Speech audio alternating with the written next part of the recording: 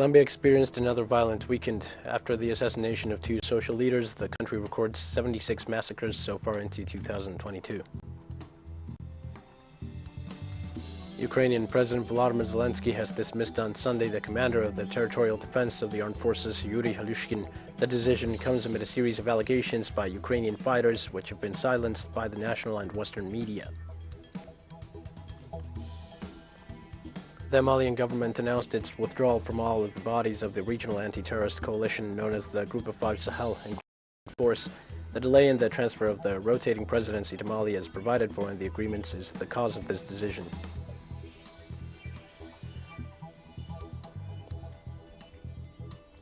Hi, this is From the South. I am your news anchor, Dio Martin, from the Telstar studios in Havana. We begin with the news. Let's move on to Latin America. Colombia experienced another violent weekend. After the assassination of two social leaders, the country records 76 massacres so far in 2022.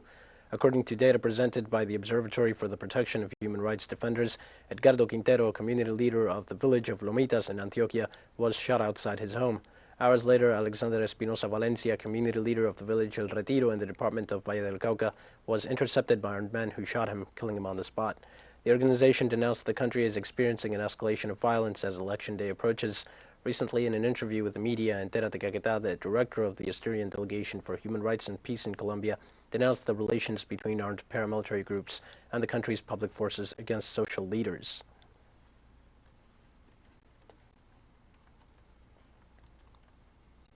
Let's take our focus in this South American nation where Juan Carlos Higuera, a community leader in the municipality of Sotaquirá in the department of Boyacá, and Councilman Alexander Villate reported receiving threats and being intimidated. According to the community leaders, images were posted on social media showing their faces and those of several councilmen. Higuera and Villate claimed they received threats and intimidation for their demands, which aimed at protecting the water. During an interview with the national media, both leaders confirmed they filed complaints before the Ombudsman's office to guarantee their lives and the lives of their families. The councilmen stated that Mayor Henry Santiago is promoting hatred in the communities.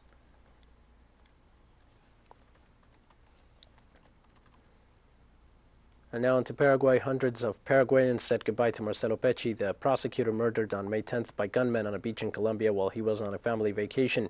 Pecci's wake was held at Parque Serenidad Memorial after passing through the training center of the public ministry. Accompanied by hundreds of people, the coffin was taken to the Guarani Soccer Club from the local First Division, where Pecci was leader. 5 days after the prosecutor's murder, the Colombian police, supported by United States intelligence agencies, maintained an intense operation to try to identify and capture the murderers.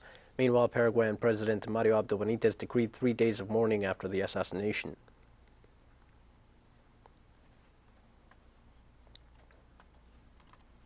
We update information in North America as the United States experienced a violent weekend. The racist attack in the city of Buffalo, where 10 African-American citizens were killed, was followed by another violent event that have forced the enactment of radical regulations in some cities of the country. Chicago's mayor ordered a curfew after a minor was shot in the chest. Starting Sunday, young people will not be allowed to be in the area after 6 p.m. unaccompanied by an adult. The shooting in New York State has been followed by another mass shooting at a church in Orange County, California, that left 5 people injured and 1 dead. According to the national organization Gun Archive Violence, this weekend the country reached 199 mass shootings so far in 2022 and almost 16,000 gun violence-related deaths. The wave of violence has generated protests in several states of the country.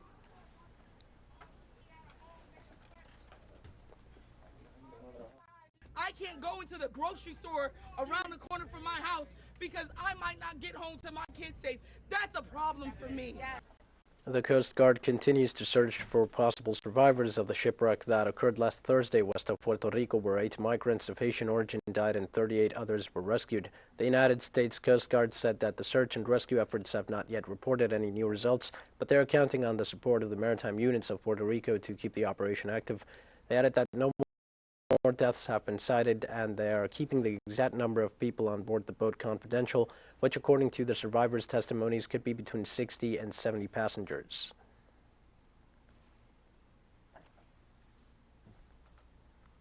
At least 158 people of different nationalities were rescued in Zumpango, Mexico after the overcrowded truck where they traveled collided with a motorcycle. According to the Secretariat of Security and Civilian Protection, the accident occurred at kilometer 13 of the Circuito Exterior Mexiquense in the region of Zumpango. Authorities found the asylum seekers after they asked the driver to pull over.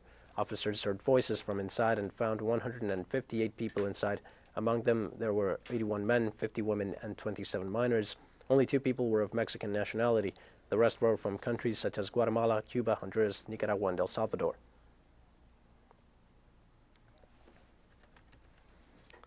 Mexican Parliament agreed to launch a new plan of action 7 years and 8 months after the disappearance of the 43 students from an all-male teacher training college in the town of Ayotzinapa in western Guerrero State on September 26, 2014.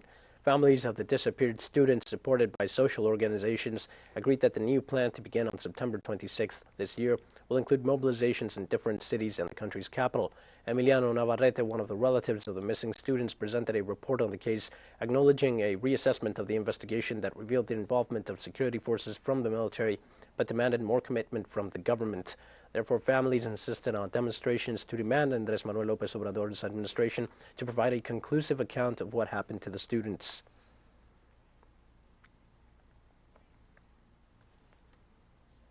Chilean Minister of Foreign Affairs Antonia Origola stressed that her country called for enabling the participation of Cuba, Nicaragua, and Venezuela in the 9th Summit of the Americas that will be held in the United States. The Chilean foreign minister reiterated that the position of Gabriel Borich's administration and her own on the issue of human rights is known by everybody. The head of the Chilean diplomacy reaffirmed that exclusion has not led to results in recent years and that the post-pandemic and economic crisis require dialogue among all countries in the continent. The United States Department of State confirmed last week that it had ruled out inviting the 3 nations to attend the summit, but White House spokeswoman Jen Psaki said that invitations had not yet been sent because there is no final decision on the matter.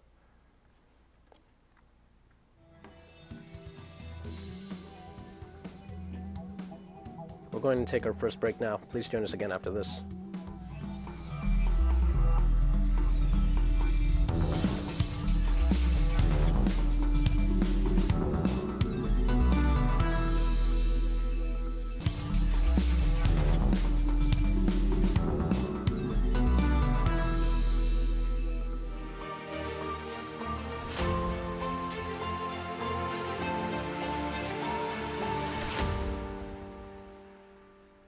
Hi, and welcome back to From the South. Ukrainian President Volodymyr Zelensky dismissed on Sunday the commander of the Territorial Defense of the Armed Forces, Yuri Halushkin.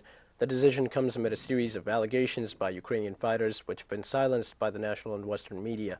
The presidential website has only announced the decision and officially appointed Major General Ihor Tantsiura as the replacement. Over the past week, several Ukrainian troops have told Russian media or posted on various social networks allegations about lack of supplies to the troops, neglect, poor manning, and corruption. The Ukrainian president did not make any reference to this dismissal either when presenting his usual speech on the 81st day of the conflict, and only limited himself to mentioning that this week will see a great deal of international activity.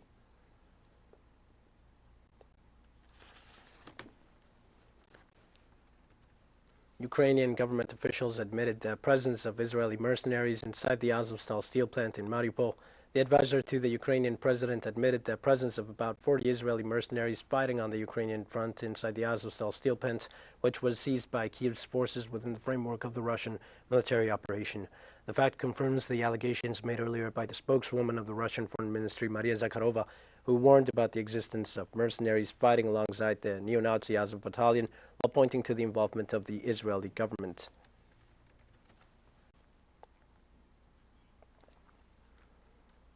And the United Nations organization warned on Monday that the extension of the conflict in Ukraine will have devastating consequences for the population. 9 out of 10 Ukrainians would live below the poverty line as a result of this. A publication of the multilateral organization has detailed that at the present, buildings, roads, bridges, numerous hospitals, and schools have been completely destroyed. The report adds that half of the companies are closed and the other 50% are facing serious difficulties, meaning that millions of Ukrainian citizens will be pushed to live below the poverty line if the conflict continues to drag on.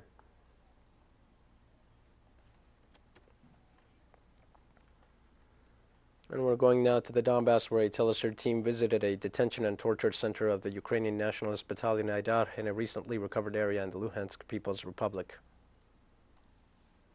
Polovikin was a former sausage factory converted into a detention, torture and death camp by the Aidar Battalion, one of the neo-Nazi groups incorporated into the Ukrainian armed forces since the 2014 coup in Kiev. They used torture against people who did not agree with the main ideology, against people they considered prisoners of war, without giving them a chance to defend themselves. As international law stipulates about torture, if they believed that if a person had something to do with military service in one way or another, torture was used, and it was severe torture. And as yet undetermined number of people were interned here illegally for political reasons or simple extortion. This is what happened to them. That was in 2014. They were bringing us bodies with signs of violent death, on which we would do forensic analysis. In addition to gunshots wounds, there were cases where we found stabbing wounds caused by blunt and also by hard objects.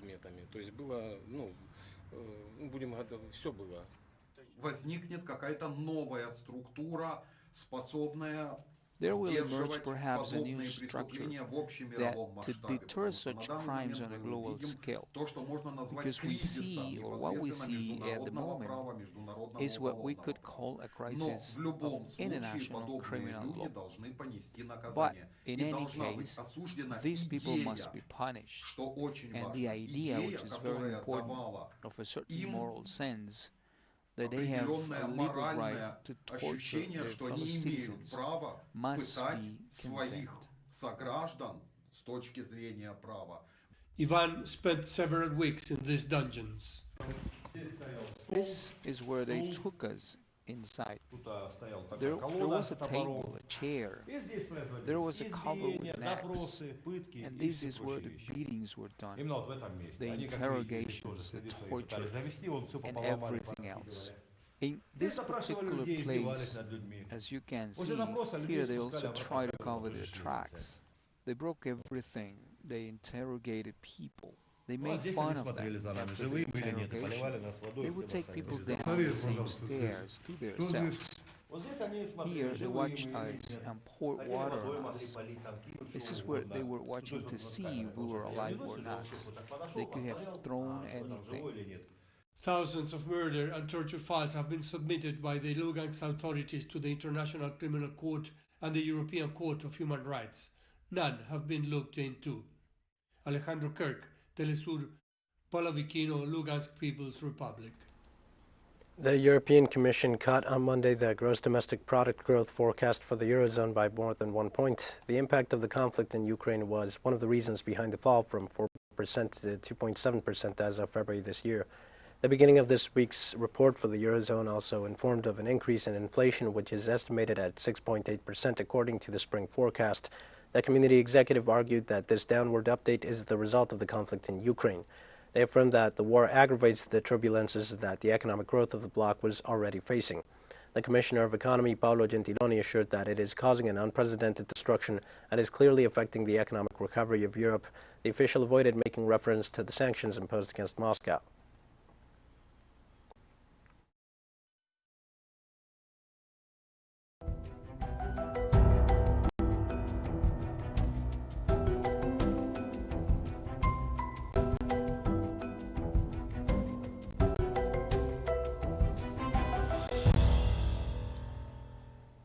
Another sandstorm that descended Monday on Iraq sent at least 2,000 people to hospitals with breathing problems and led to the closure of airports, schools, and public offices across the country. It is the 8th dust storm since mid-April to hit the country, which has been battered by soil degradation, intense droughts, and low rainfall linked to climate change. The last one earlier this month led to the death of one person, while 5,000 others had to be hospitalized for respiratory problems. On Monday, a thick cloud of dust enveloped the capital, Baghdad, in an orange glow and blanketed many other cities, including the Shiite shrine city of Najaf to the south and Sulaymaniyah in the northern Kurdish autonomous region. Authorities in 7 of Iraq's 18 provinces ordered government offices to shut down, but health facilities remained open to assist those most at risk, including the elderly and people suffering from chronic respiratory diseases and heart ailments.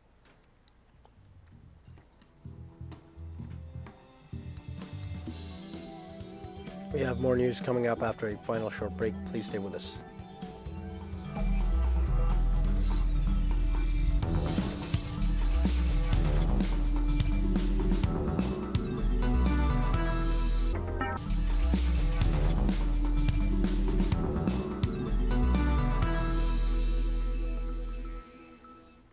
Hello and welcome back. The Malian government announced its withdrawal from all the bodies of the regional anti-terrorist coalition known as the Group of Five Sahel, including the Joint Force. The delay in the transfer of the rotating presidency to Mali, as provided for in the agreements, is the cause of this decision. Bamako ratified its withdrawal from the West African Force in protest against its rejection as head of the regional group, which also includes Mauritania, Chad, Burkina Faso, and Niger. In a communique read by a military officer, they state that they strongly repudiate the argument of a member state that promotes the situation of an internal national policy to reject the exercise of the presidency of Mali. Upon hearing the news, United Nations Secretary Guterres expressed his deep concern over the deteriorating security situation in the Sahel.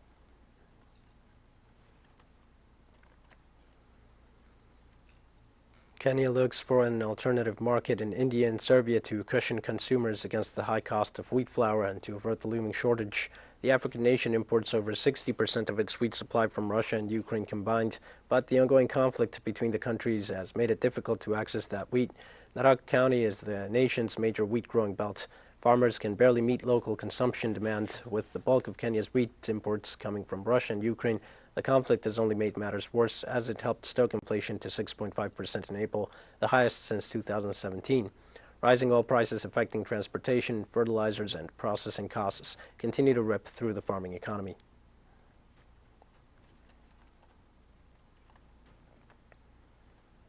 In Pakistan, 3 soldiers and 3 children were killed in an attack near a military vehicle in the country's northwest region. A local government official reported that on Saturday night, an attacker set off his explosive vest and blew himself up near a security patrol in the vicinity of a small market. The Pakistani army also confirmed that at least 3 children between the ages of 4 and 11 died alongside the soldiers during the blast. Authorities condemned the terrorist attack and vowed to bring the perpetrators to justice. No terrorist group claimed responsibility for the attack.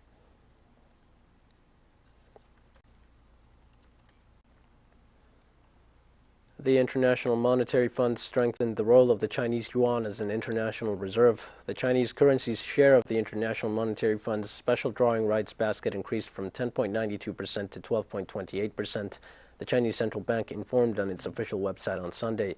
The currency entered the very tight club of major international reserve currencies in 2016 by integrating the special drawing right. This had been hailed as a historic and symbolic step in the internationalization of the renminbi, something Beijing has long sought in its quest for international economic recognition. The valuation of the SDR, created in 1969, is based on a basket of 5 major international currencies: the US dollar, the euro, the sterling pound, the renminbi or Chinese yuan, and the Japanese yen.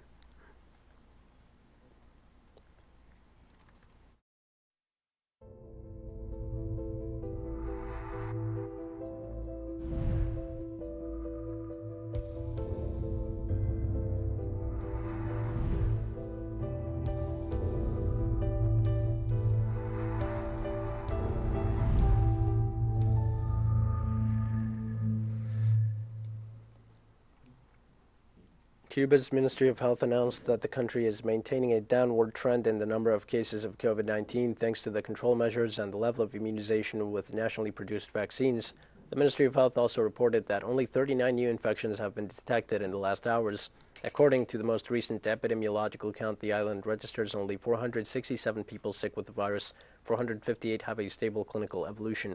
In the same report, the health office informed that more than 7 million citizens so far have already received the booster dose, which means that the Antillean nation maintains the immunization levels that have placed it among the first countries in the world.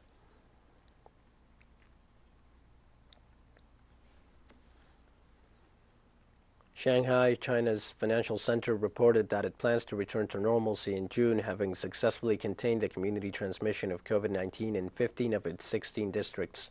The municipality explained that out of the 24 million residents, no more than 1 million still remain in closed management areas. For this reason, they have declared the effective control of the pandemic. They also ratified their support to the commercial and productive activity that will gradually and progressively reopen. On Monday, local authorities confirmed the reopening of shopping malls, vegetable markets, and beauty salons. Those shopping malls, department stores, supermarkets, and pharmacies will gradually open in an orderly fashion. The megacity, which already has more than 24 million inhabitants, reported Sunday only 69 cases of local transmission of COVID-19.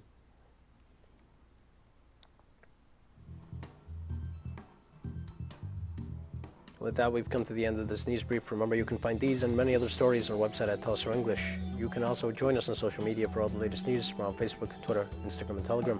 For Telstar English, I'm Diego Martin. Thank you for watching.